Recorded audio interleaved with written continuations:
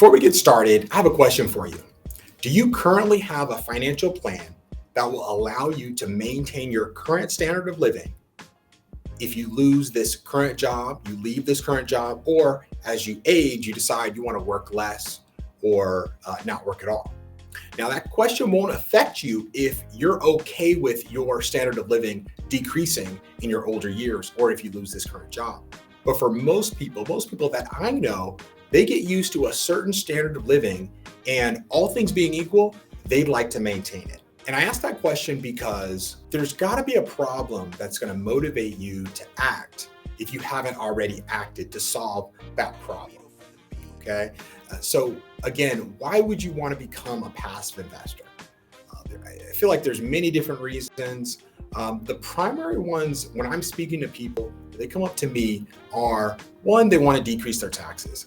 They feel like they've been working for years, and at a certain point in their career, maybe they have made it to an executive level, or now they've become an attorney, or now their business is at such a level where they thought that they would be at a different place financially. They're going to see all those taxes that the government are taking from them every year, every month, and would often start thinking, hey, I thought things would be better. But often they find that because as your income grows, your tax rate also increases. It's difficult to see real strides or real changes in your lifestyle when your income grows from earned income. Now, that first step, I believe, is identifying the problem. Because if there was no problem, there's really no need to do anything different from what you're already doing.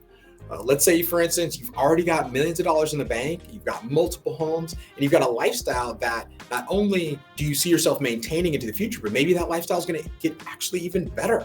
For you, that actually wouldn't be a problem. For me, that definitely was a problem. I foresaw that, hey, we had been working really hard. I couldn't see how we're going to maintain this lifestyle that we have, that our kids are comfortable with, that I'm comfortable with, that my spouse is comfortable with. I started to look for solutions to those problems, and I became a real estate investor. And I speak to people every day that have those same issues, but they'll say it this way. And maybe you've said something like this before.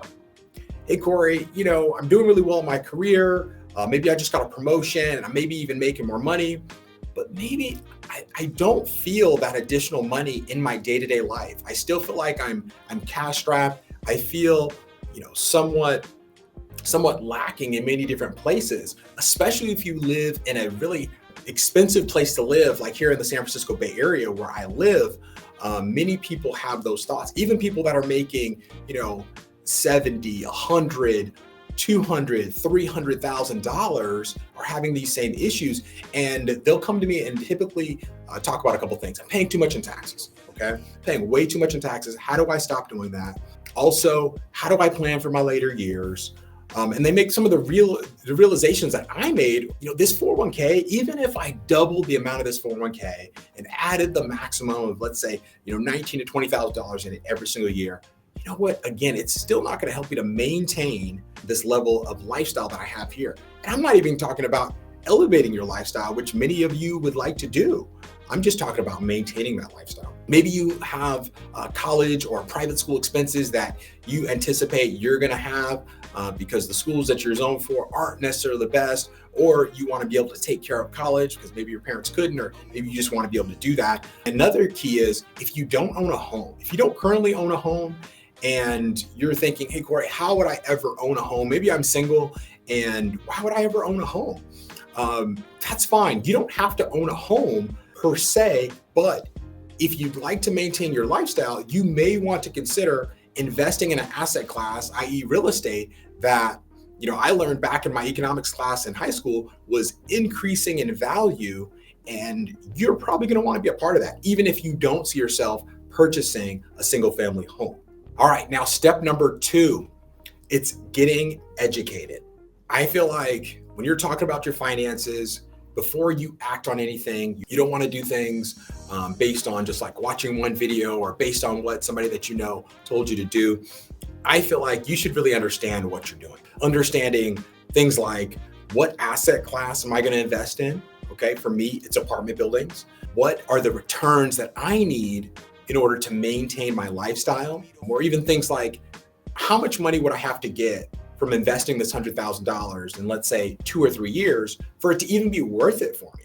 With the stock market providing returns of, I've heard people say anywhere between 7 and 10%, depending on how you're invested. What type of returns are you going to need to make it even be worth it for you to invest? So those are some of the things you're going to need to learn about. Some of the terms you're going to need to learn about is, deductions. You're going to need to know about interest rates, return on investment. These are some of the things you're going to need to learn about in order to base level become a real estate investor. You're also going to need to think about, things like risk. With any investment out there that provides any type of decent returns, in my opinion, there's always going to be some risk. With real estate, the biggest risk that people often talk about is default risk. And that's the risk of not being able to maintain the bills of the property or not being able to maintain that mortgage and the bank taking back that mortgage. You want to make sure that when you're looking at investments, what is the plan so that default does not take place? All right, now we're on to step number 3. I believe this step is probably the most important step for me. It was in my process. It's changing your mindset. I had to go from a mindset of, if I just save and I put money in my 401k, financially, and I just pay all my bills on time, continue to work, have a house, that things are going to be okay. What I found out was when I was doing some calculations is that, at least for me and my situation, it wasn't okay. Meaning we were going to need to decrease our lifestyle at some point in the future. And I didn't want that to happen. So what it caused me to do is it caused me to become a problem solver. I would definitely implore to you that you would need to be that problem solver. And I'm just suggesting that being a passive investor could be a part of that solution. But more than likely, there are going to be many different aspects of that problem that you're going to need to find solutions to. Another thing you're going to need to do is, as part of change that mindset, is you're going to need to create kind of an abundance mindset. What does an abundance mindset mean? It means that you believe in yourself and you believe that if you work hard on something, you learn something, that you can make real change in your life. You'd be surprised. There are many people out there that don't fully believe in themselves. Having that abundance mindset where you believe that, hey, if I do these things, good things can happen. I believe that that's a big part of the process of changing your mind. Another thing for me was understanding that, it's actually more fun, at least for me, to work in order to pursue maintaining a lifestyle than it is thinking about the day when I need to, decrease my standard of living. Now, this next step number 4, was very important for me. And I feel like it would be important for you too, depending on who you're connected with. Communicating with decision makers.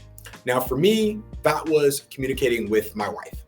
And for you, it may be communicating with your significant other, your spouse, or maybe even a family member. Communicating with them, especially if it's something that you haven't done before and it's something that your family's not used to doing, communication is going to be key.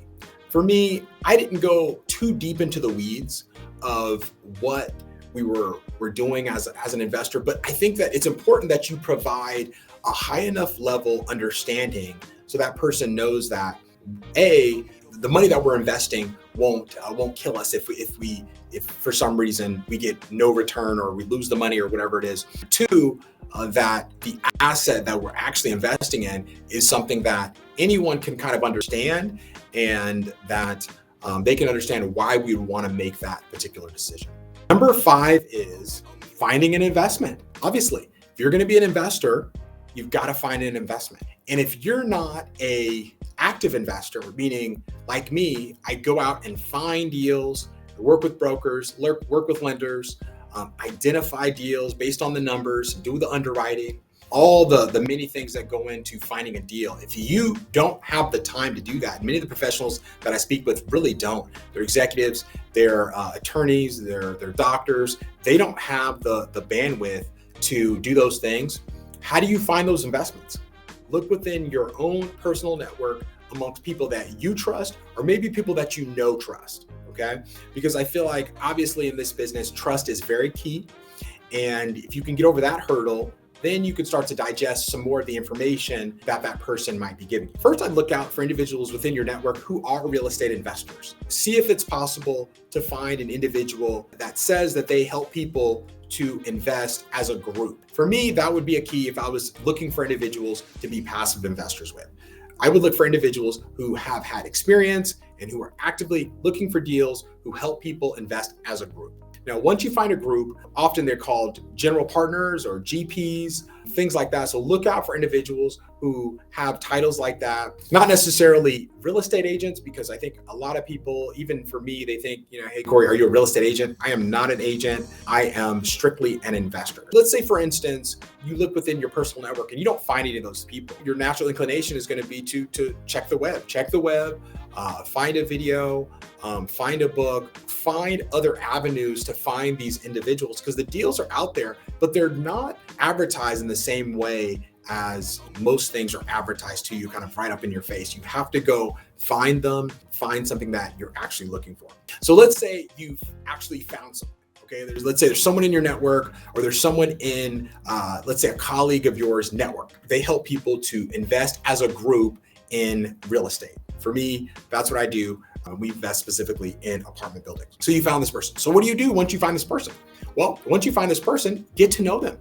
And I would say get to know them in several ways. One, get on the phone with them, ask them questions, get a feel for how they work, what are their morals like, what are their beliefs around business like, get on a Zoom call with them, get an even greater sense of who they are, ask them questions about what are my returns going to be, what market are you going to be investing in, who else is going to be part of this agreement, do you have an attorney, do you have a CPA, do you have all of the parts that are necessary to purchase this property and to manage it so that we can profit from it. Last but not least, number 6 is take action. You've got to do something. If you study, talk to your significant other, do all the other things that we've talked about, even identifying an investment. If you don't take action, meaning you don't deploy funds to a specific investment, I can guarantee you 100% that you will have 0 returns on that investment, right? Because you didn't make it. So what does that mean? What does taking action mean?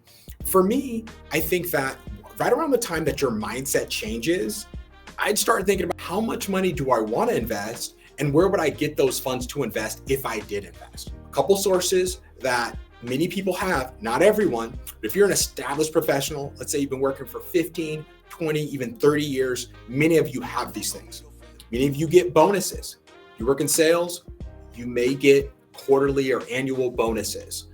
Maybe you'll get an inheritance. Many people get homes, cash, other things in inheritance. And here's some things that most people will have if they have a home. They'll have equity, especially here in California. I've known of people that have had thousands and hundreds of thousands of dollars in equity that they can use to deploy toward an investment. And let me answer the question that people might ask, hey, Corey, why would I use the equity from my home and let's say like a cash out refi to invest in some other deal? Isn't it great to just leave that equity in my primary home so that at some point when I sell it, I'll get that equity? And what I'd say to you is the equity that you have in your home is giving you a very, very low return. Some people would say even a 0 return. You don't want to have significant funds trapped in your home that is getting 0 returns, because it's not an investment, it's a liability. It's something that you're living in. You're not really getting any returns from that other than the satisfaction of living there, and maybe the satisfaction of knowing that there's a large spread between the loan that you have and the amount of equity that you have. But other than that, you're not getting any return. So if you're able to do something like a HELOC, where you're, kind of have a line of credit, or you're just doing a cash out refinance, then you can use those funds to invest in a property. But it takes time. As you know, if you've ever been through that process before, the lending process takes time. And I think even now during COVID, the lending process has taken even longer. Call your local bank, see how long it's going to take you to actually get in the queue or actually have a loan close. Beginning of that action step is getting those funds ready. One last one that I think is very powerful in using to invest in real estate is 401k funds. Again, one of the realizations that I had was that even if I maxed out my 401k every year for the next 20 years and I doubled it, is this going to help me to maintain my lifestyle living here? And my answer was absolutely not. So for me, I use those funds to make investments that have given me much greater return. And so there are different tools for you to do that. Let's say, for instance, you're not comfortable with just cashing out your 401k. There are options out there for you. you can go to another financial custodian that has something called a self-directed IRA. Okay, so look that up if you haven't already, or jot it down. The company that I used when I did one was Plan. We'll put their website down in the comments so you'll be able to get there. But the thing that you're going to want to understand is, if you put your money into a self-directed IRA, it's still in a IRA fund, but it's in your control. You control those funds. For me, I always feel like I do better with my funds than I feel like other individuals are going to do, because I have my own specific goals that I need these funds for. But before we close, I'd like to let you know that I'm not a CPA, I'm not an attorney, and the information from this video is strictly for education purposes. And you should not act solely on the information from this video. I recommend that you talk to your CPA and attorney before making any large financial decision. In closing, I just want to thank you for watching this video. And if it was helpful, please like, subscribe, and share it today.